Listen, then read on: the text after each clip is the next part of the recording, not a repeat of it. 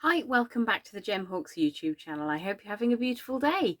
So today I wanted to share with you the very basics of a technique which you can utilise in so many different projects. I'm going to show you some examples of where these can be used, and then I will show you the base technique, and then I'll talk through how you can adapt each of those to do different things.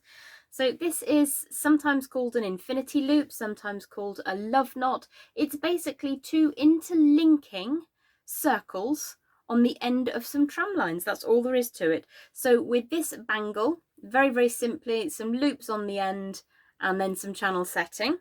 This is all metal on this one. And then just with, I'll show you this technique at the end, some circular sections to hold it all together and a J-hook. And then you can also downsize the project to make cute little rings as well.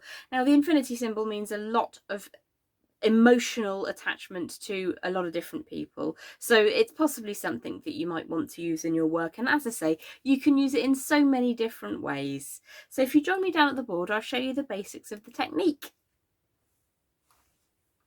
So a slightly closer look. The ring is made in 1mm or 18 gauge, and I'll show you how to do that at the end of the tutorial. Your basic bangle, just two interconnecting loops here. They're not even wrapped loops, they don't come under much strain. Channel setting on either side, and then the interlinking or infinity loops in the centre. Now, as an aside, I've just started working on a slightly heavier and hammered project, just to see what it would look like if we made that a little bit more metal, as it were. So you could certainly do something a little bit more masculine with that if you wanted to. As I say, that's the beginning of the project. I haven't got very far with that one. Then you've got the rings. And as I say, there's this project which is in 1.25mm 16 gauge wire, which I'll show you how to do that today as well. And those finishing touches on the back. A little bit of hammering there, a little bit of stress relief for you. So the first thing that we're going to do is take a look at the materials we need. There's around about 12 inches, 2 times, and that is 1.25mm or 16 gauge raw copper wire. Now this does need to be ever so slightly warmed, especially in that central zone, before we find a form to fit the size that we're looking for. Now for the rings, I've been using the third largest step on my Beadalon stepped bail making pliers, which are absolutely beautiful. But for a bangle, we might need to use something a little bit heavier, so a marker pen or the smallest section of your ring mandrel. So I'm going to line those two pieces side by side and warm that central section through. These have actually already been formed and then straightened, so they're a little bit tougher. So finding that central section, we're going to move all the way around. Now you can see that one end is slightly longer, so all we're going to do is just push that one around until they're approximately centralised. What I like to do is to get those to cross over and then work back from that position. So I've got myself a little ring on either central section of the wires. And what I'm going to do is start off by gripping very firmly and then turning away at 90 degrees. Now you might find it easier to do one of these at a time and then offer them up to each other, so you can make sure that they are identical, because they do need to be the same size. For me, I'm going to hold on to those really tight just to get that first bend done, and then I will separate them. Now the key to making this work is to having super straight tram lines coming away from those two circles. So the forms that you're looking to create are two perfect and equally sized circles. Coming away from them, if you are wanting to channel set, you'll need to have a gap there big enough for your beads to sit like these luscious carnelians. Or you can weave them quite closely together if you prefer. So you need to set that distance and then have that exactly the same on both pieces. So this one's still very wonky. So we're going to come in with those pliers and make sure that the tram lines are coming away side by side and that they are straight enough. Now the first time you do one of these, it can be a little bit fiddly, but it's not difficult at all. So what I would say is that your two sections, no matter what project you're making, these need to be identical. So I'm going to lay them on top of each other, and this is the point at which you will make any fine adjustments to make sure that they are absolutely the same, both in the size of the circle, the distance of the tram lines apart, and quite key is to ensure that all of these ends are flush. So I'm going to use my flush cutters to bring those down to the same size as the shortest one there, and I'll just get these out of the way, causing chaos on the desk as ever. The key to getting this technique to work slightly more easily for you is to have one of those kept straight and one of them have a bit of curvature applied. Now I like to do this by hand because it's just easier to gauge by eye exactly how much of a curvature you need. But it's really quite fun and really quite magic to work on a project utilising this kind of linking. So if we pop back down to the board now, we've decided that these are exactly the same. I mean, mine aren't, but yours will be. I'm just going to give that a little bit of a warmth, and I'm going to pick one of these. And what I'm going to do is start curving the elongated tramline section, just putting a bit of curvature on there, and that will make our link that much easier. So these are going to be moving in opposite directions from one another. So what we're going to do is take the hoop that has the curved section, we're going to pop that over the cut ends of the other section. And I'm just going to support that end while I take the cut ends of the curved section and push them down inside the hoop of the straight section. And what we're then going to do is very gently draw them in opposite directions, keeping an even pressure on them until they form a link in the centre. Now I'm just going to show you a couple of other pieces so you can see what that might look like in a finished piece of jewellery. Just an interlinking pair of loops, slightly wider apart on this one, and what it looks like when they're really teeny tiny. It's not quite an infinity loop, but I like the idea because you've got two eternally knotted pieces of metal. Now I will just take a second to straighten that out and draw them together so that they look a little bit more similar. And then what you would do at this juncture is start to form them. Now for a bangle block or a bangle mandrel is really helpful, and because we pre-warmed this, it's not going to give us too much difficulty to just wrap that around. And for the time being, I'm just doing that in a formation as if it were a spiral, so that they go one either side of the other. And this is just to make sure that we get a nice size to begin with.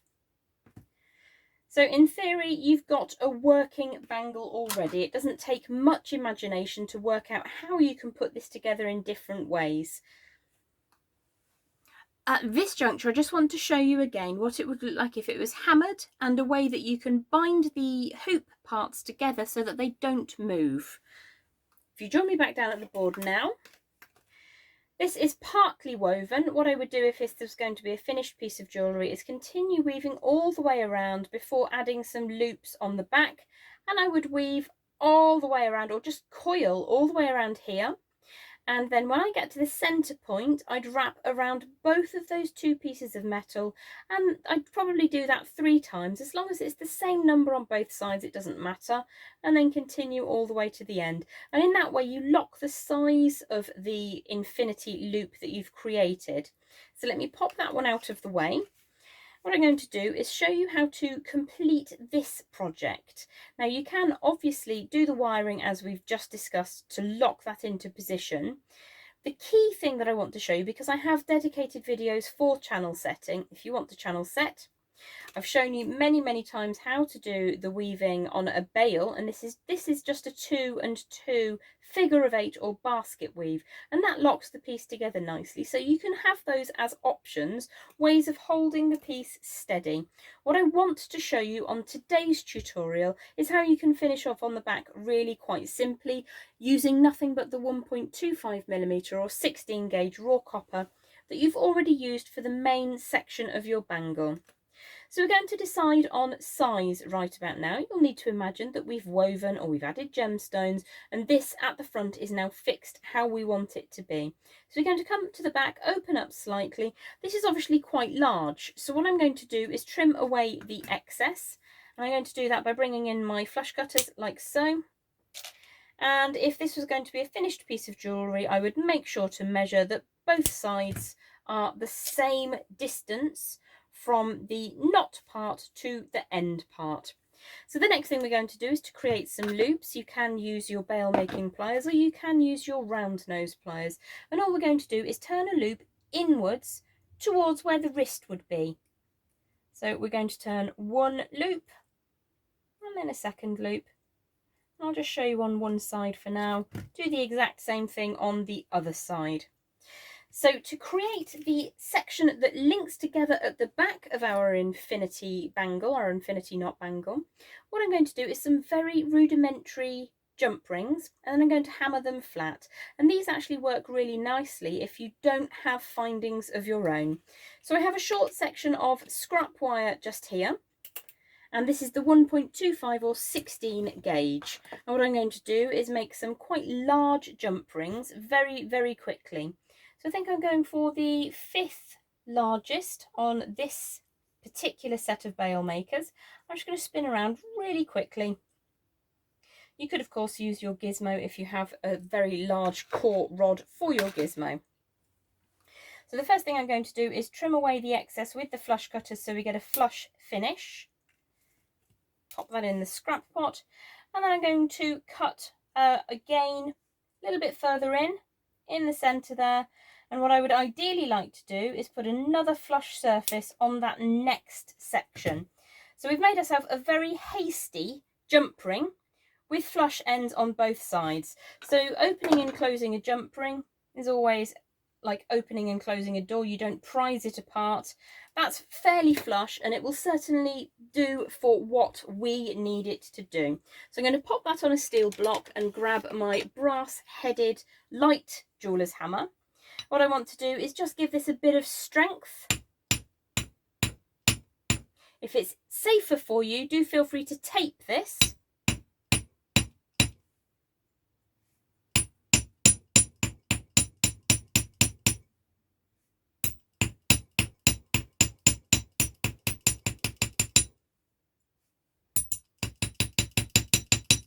Safety is key, but my fingers have seen enough action to not be overly worried by a stray hammer blow.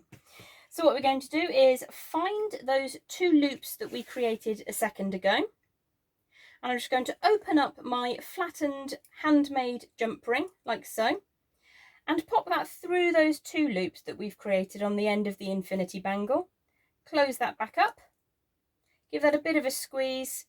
You could solder it if you particularly wanted to. But the main key is that you've got some good residual strength and you've got a hoop to work with. So we'll do the exact same thing on the other side, and I'll just show you now how to create a very quick J-hook closure. I don't know if I've shown you a J-hook before or not. So we're going to allow ourselves a little bit of a tail, and this will wrap around one of the loops we've created. And then we're going to create a J shape. It's not really a J shape, but you know what I mean. You get the picture. So I'm going to bring that loop all the way round, just slightly past the circle. So we've created kind of a pear shape here. I'm going to grab hold with my round pliers and just roll that back on itself, like so, until we get a closed loop, like so. Looks like a tiny topped 8 right now. Flush cutters to the rescue, trim that away. And then we're going to bring the hammer back into play after we've made this 2D. It needs to be flat. So I'm just going to squash everything down for a second. What we don't want to do is hammer any of this because we need that to still be functional to make a wrapped loop later.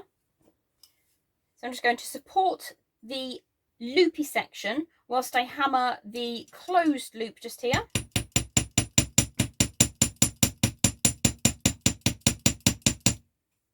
And then what I'm going to do, now I've got that shape in position, I'm going to support it and then hammer around the beautiful rounded section of the clasp.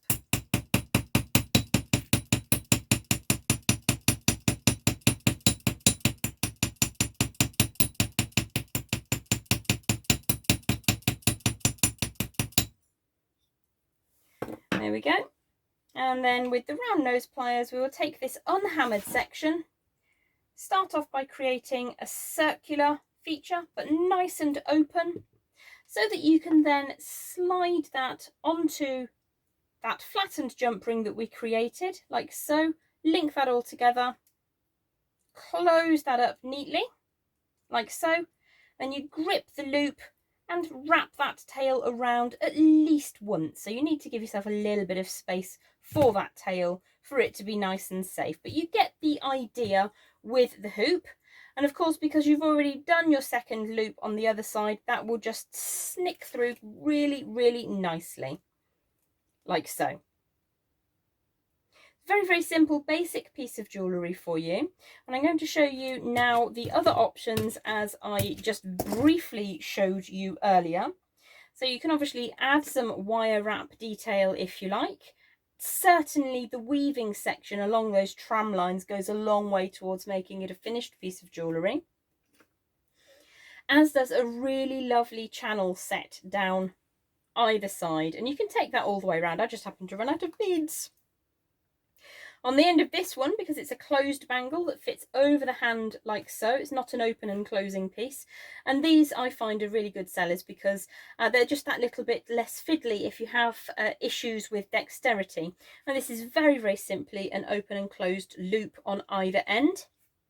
If you imagine that I'd had enough beads, that would go all the way to the end, and that would be really a very pretty bangle. And then combine that with some extra weaving, and you've got a really beautiful piece of finished jewellery. So the next thing that I want to show you are the rings. Now these are really, really cool, and they make so quickly and very inexpensively that you can have them, if you do ever get back to craft tables, then you can pop them on your craft table and they don't have to cost very, very much, but they are really cool, really quite comfortable, quite a broad-headed ring, but obviously you can size that down if you need to. So for the piece that I'm going to show you now, I have used 1mm, which is 18 gauge wire, and there are two lengths, approximately 8 or 9 inches in length, dependent on the ring size you wish to create. I'm making probably about a size Q, so a medium-ish size. I think that's about a US size 8, possibly.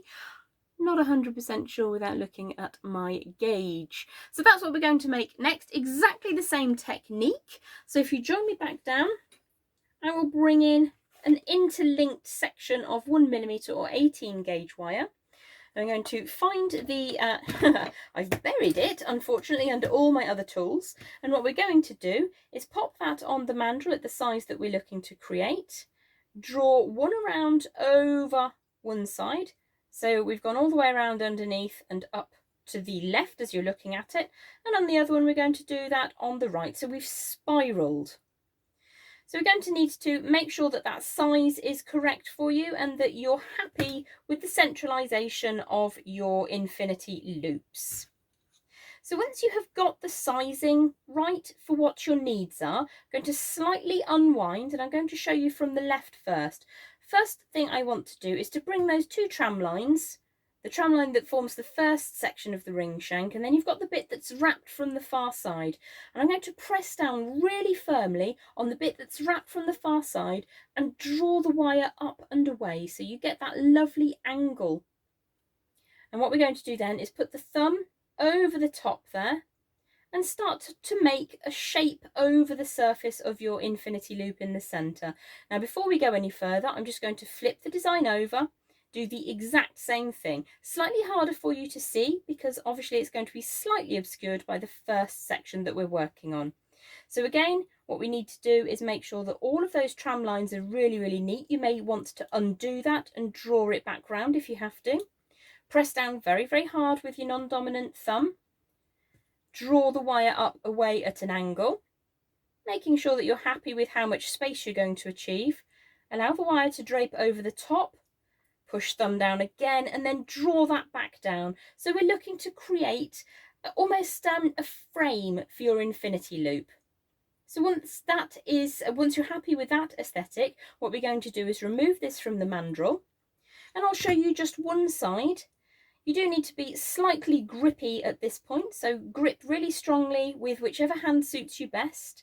You can see we've got that curvature over the top of the design, gripping very, very firmly and bringing that wire down almost at a right angle, but it's quite a soft right angle. So what we need to do now is to take that tail and post it up inside the centre of the ring shank. And I'm just going to show you this on one side, because for one thing it gets a little bit fiddly for you to see, but for another thing you don't need to see the same thing more than once. If you need to pop it back onto check size, then please do. Going to take that tail and post it up inside the ring shank.